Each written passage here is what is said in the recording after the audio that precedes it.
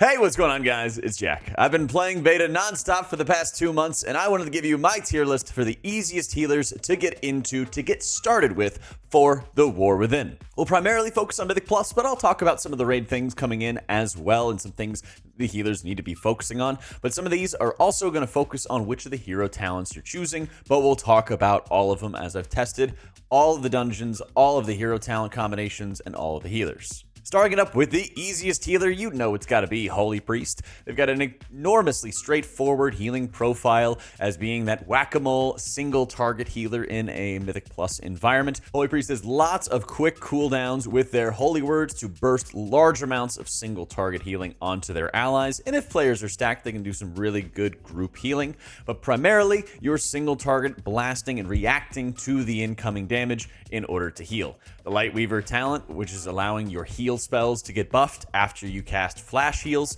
makes it very easy to sustain your mana for long periods of time, and if someone's taking damage, you have a powerful tool and resource at your disposal with either your holy words or your buffed up heal casts. They do have some weaknesses when it comes to their survivability, and they can be a little bit slower to burst up a lot of health pools together when the entire group is taking damage, and you might be a little bit spread out. But this spec is very easy to get into, understand, with some good cooldowns that you have at your disposal with Apotheosis, where you can burst into this light form and get a faster cooldown reduction to your holy words, which you'll usually use on your Serenity casts. The Archon hero talent tree makes it so that your halo is bursting out and also contracting back to you multiple times over, which does a ton of healing on its own, and it also increases the healing that all of your allies receive from your other spells, making it so that you can use this Halo cooldown not only as a heal itself, but also as an amplifier to the rest of the kit that you're bringing.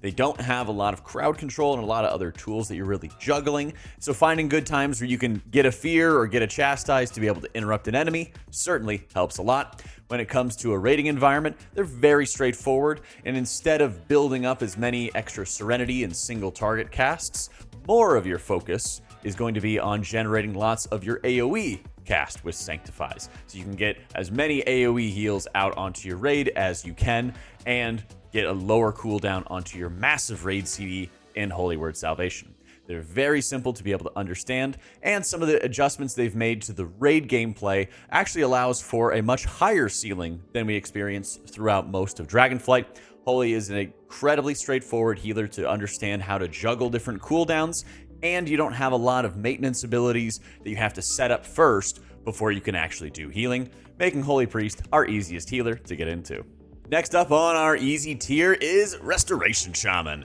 Now, this also might become a little bit of a surprise since many people are used to the high amount of button bloat Shamans had over the years, but the rework that we had in our recent video that we covered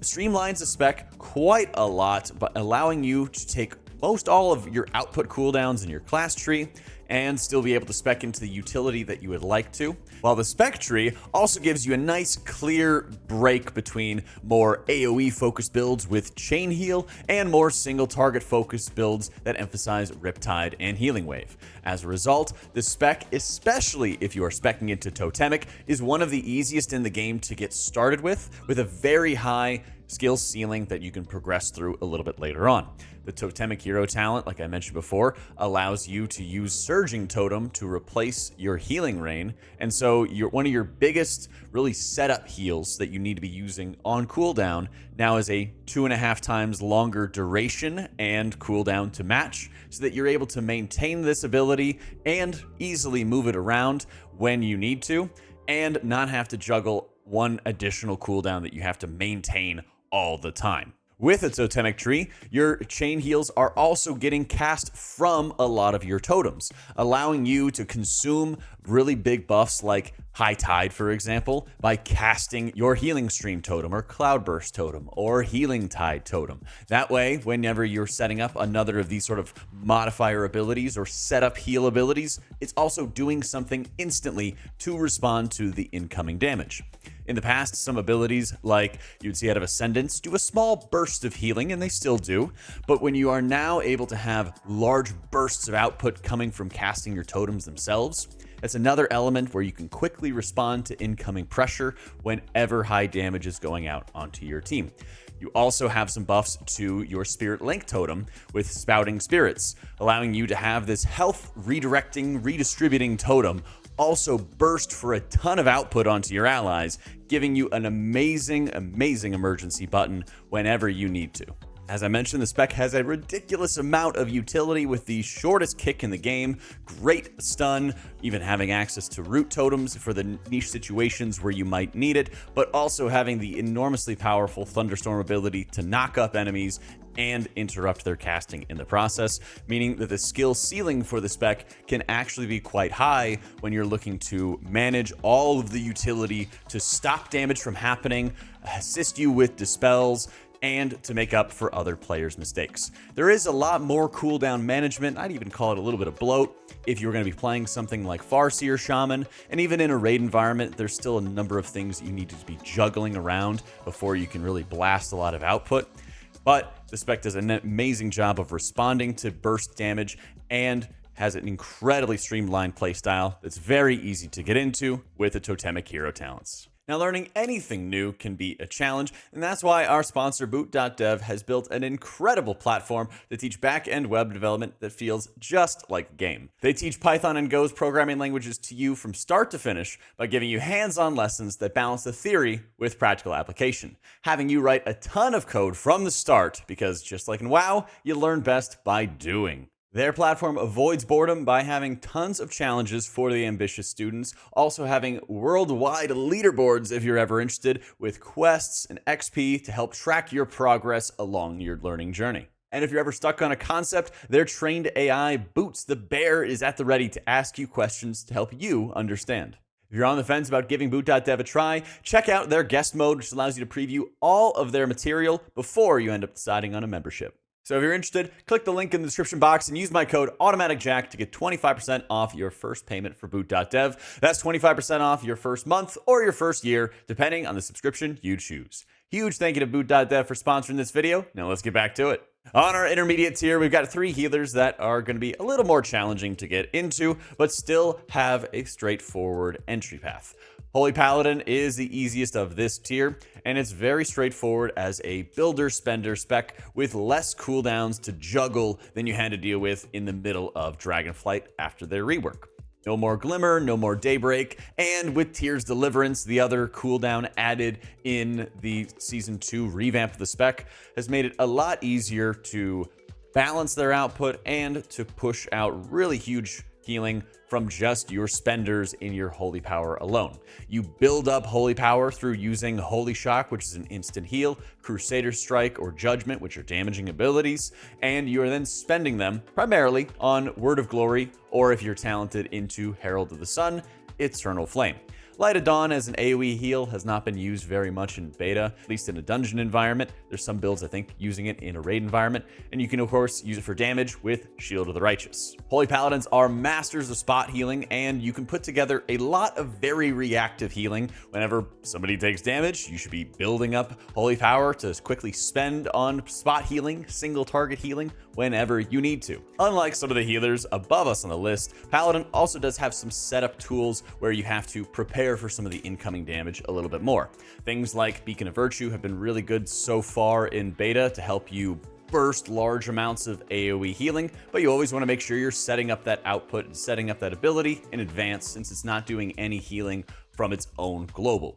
There has been some use for double beacon, but then you have to manage putting a lot of output into a couple players and then hoping that your beacon transfers are going to be enough. There's been a few moments in beta where I've liked to be able to have double beacon, but there's also a lot of bursty AoE damage, especially when kick's going through, especially in a pug environment. And so Beacon of Virtue I found to be really powerful to leverage. Your defensive capabilities are insanely high with the immunity at a Divine Shield for yourself, Hand of Sacrifice that you can place onto other players, Blessing of Protection that you could put onto other players or onto yourself to mitigate any sort of physical damage or melee attacks. You have some pretty good crowd control with a stun, a short kick, and a disorient effect, making it really flexible to utilize for a variety of environments. They're pretty easy to get into, and there's a ton of upside when you get really deep into using the utility and the defensive strength that Paladin is bringing to the table. Paladin does have a few maintenance spells that it needs to be maintaining onto their allies.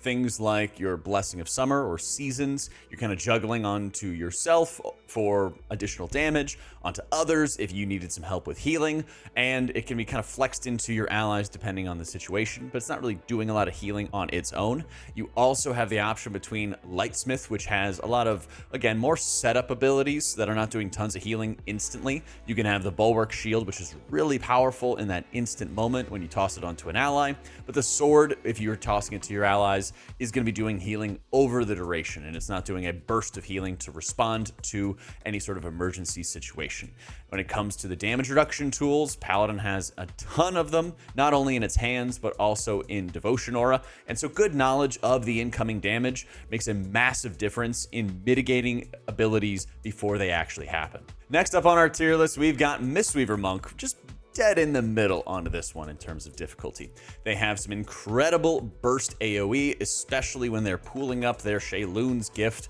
allowing them to almost lay on hands their entire party every 20-30 seconds. They also are doing a tremendous amount of damage into healing. They're allowing their damage abilities to convert into AoE thanks to their Jadefire Stomp, Ancient Teachings of the Monastery, Awakened Jadefire talents that all together allow you to constantly be dealing damage. And the more enemies that you're having in a trash pack, sometimes the easier it is for you to actually produce healing, especially when it comes to tank support, where you have a fairly strong cocoon, even though it was nerfed a little bit, but a tier set bonus that's also extending your healing over time effects. Whenever you use your Vivify, you're able to extend the duration of your healing over time effects on that target. And in this world where tanks are taking a lot more damage, that is an incredibly helpful tool to make sure your allies are staying healthy. This spec has an enormous amount of mobility and does a decent healing job if you need to step out of melee and blast some healing. There's a few different dungeons like Mists, for example, that are pretty melee unfriendly, but even going back into certain dungeons like Necrotic Wake, where there's a ton of frontals and other melee mechanics you have to watch out for,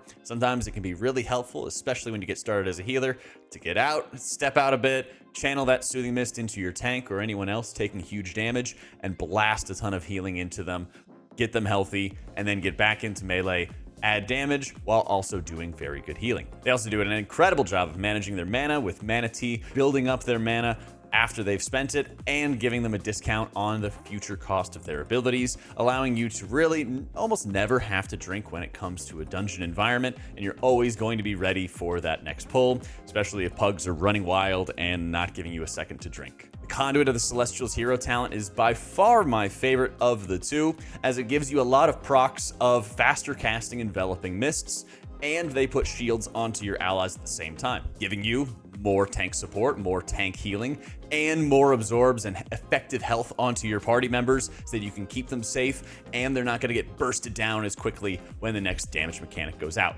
The Master of Harmony hero talent is very passive and it's okay, though you're usually using your Thunder Focus Tea to empower an ability like your Rising Sun Kick, and as a result of that, you're getting some extra healing transfers onto your allies. It kind of just makes the rest of your kit just a little bit more powerful. Definitely feel like having the Conduit of the Celestials additional healing ability on hand every minute and a half, and the frequent extra absorbs that you're getting out of the Oxen empowerment make it feel really powerful, and it helps you respond to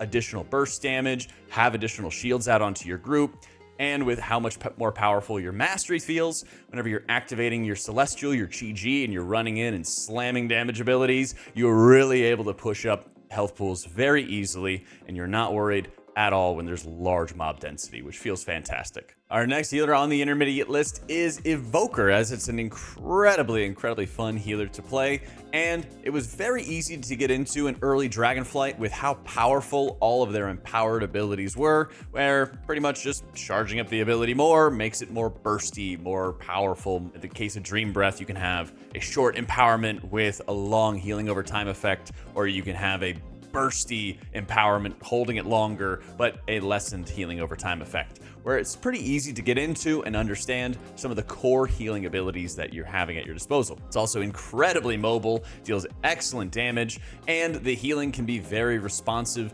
especially when you get into an emergency moment. Abilities like Rewind, which are stronger in a 5-man environment, can pretty much just lay on hands your entire team after they take a massive hit. The Flame Shaper hero talent allows you to have an additional resource, an additional cooldown on hand to blast some AoE healing, especially when you are having longer duration Dream Breaths onto your allies, so you can quickly blast a burst of healing or even use it for some extra damage on the side if you needed to. And you also are able to place Renewing Blaze onto your other allies, like your tanks, so that they can fully heal from the last 6-8 seconds of the damage they've taken, making it a really insane tank external. On the other hand, the Chrono Warden hero talent gives you your empowerment abilities back faster and ties an additional healing over time effect to your AoE healing in Spirit Bloom, meaning that you never really feel like you're caught out without a cooldown. Some of the difficulty that comes with learning Preservation Evoker is definitely learning how you want to sequence your healing for the maximum effect. Because while you're having all of these burst and straightforward heals, you also have your Essence system, which you're primarily spending on Echo so that it copies the effects of your heals. And to that end, there's two real types. There's weak echoes that you fire off with the Bronze Orb and Temporal Anomaly to set up healing. And then there's the stronger echoes that you're single target casting onto your allies when you want to replicate the burstier and powerful healing of your Empower abilities. And so as a result, there's a bit more of a skill cap when it comes to how you want to sequence your abilities. For example, using Temporal Anomaly to replicate your healing over time effects like Reversion. That way you're benefiting from the buff called Grace Period so that all of your healing is increased. So there's more setup to your healing, especially as you get further in and you start learning about how you want to leverage an ability like Lifebind, where your Verdant Embrace is causing some of the healing you receive or an ally to receive to then get copied to the other party. These things allow you to burst for so much healing, making it one of the most powerful healers going into the new expansion, but there's certainly a lot more preparation,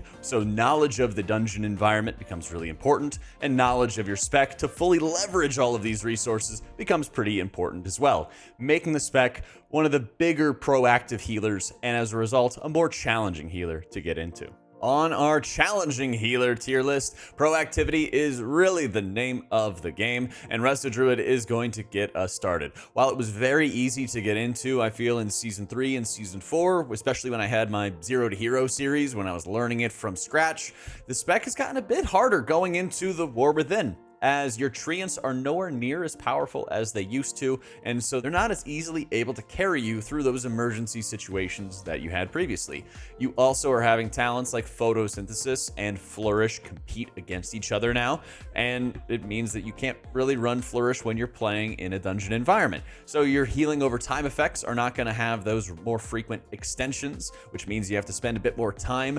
maintaining and setting up your healing over time effects to begin with in order to do good healing. The spec does actually produce great healing, and the kit's fairly straightforward, where your mastery is, of course, setting up more healing over time effects on your allies means that you're healing for more. And so your goal is to put together a lot of synergistic healing over time effects together to help you burst through any spot healing is required or any burst onto your allies. But with the loss of the tier set from Amir Drasil, it is more difficult to really blast if you're not expecting the damage to be happening from the beginning. The hero talents, unfortunately, compared to some of the others, I would say, are just not as exciting, and they don't really give you an additional tool in the way that some of the other ones do. The way I kind of think about Resto Druid's hero talents is they kind of just augment what you're already doing anyway. Most notably, I think Keeper of the Grove is a bit stronger right now, which encourages you to kind of pool up your treants, not so much for the healing that they're doing, but for the healing that they're increasing to the rest of your kit along the way. Meaning that you want to be setting up your healing over time abilities before damage happens to be proactive about that incoming damage, and pooling up the treants to be using to augment that healing and to improve that healing, and then the damage is coming out and you're already prepared and you're blasting. I think Druid is going to be on the harder of the tier lists as a result of this, and while I think they're still going to perform extremely well in a Mythic Plus environment, the utility they bring to the table and the crowd control they bring to the table is phenomenal. I think they are a bit harder to get into from what we've experienced in Season 3 and Season 4 of Dragonflight. And the hardest healer on our tier list has got to be Disc Priest. The spec is all about applying atonements in advance to your allies using abilities like Powered Radiance to just apply it across the board to 5 players, and then follow up with damage to be able to produce good healing. This is further widened in a raiding environment where 15-20 seconds before any damage even happens, you're applying these healing effects to your allies and then extending their duration so that you have as much uptime as you can, and following it with a blast of and flurry of all of your damage abilities to produce a large burst of healing. In the world of heavy burst healing, that sounds like a great thing, but the knowledge and the advanced knowledge of the dungeons that you're going into, of the raid fights that you're going into, and the loss of the Season 3, Season 4 tier set bonus, which gave you more uptime, a longer duration onto your atonement by casting Smite, and a larger amount of Shadow Covenant uptime, which is your pet, your Mindbender, or your Shadow Fiend, which, when you activate it, also increases the damage of your abilities that are Shadow Schooled, and makes your Penance, which is one of your highest damage abilities, a Shadow spell as well. You don't really have as much uptime on that Shadow Covenant. You don't have as much uptime on your pet anymore. And so as a result, you have to be thinking in advance, both in a raid and a Mythic Plus environment, about when you're using your pet and when you are applying atonements to your allies in order to heal them. And in a dungeon environment, it's also kind of a brutal healing profile. When 1 or 2 people take damage, instead of trying to single target heal them and then do some damage, you really just want to apply atonements to everybody anyway, even if it overheals, to then follow through with large amounts of damage and try to push those health pools up very quickly. When you couple that with a low atonement uptime, since you are not having the improved tier set anymore, it makes it a lot harder to produce good healing onto your allies, because halfway through your squid duration, your Shadow Covenant duration, you have to go back and apply atonements again to your teammates. When you play even the Oracle hero talents, while you do get a lot longer of atonement uptime, you're not getting as many benefits to your damage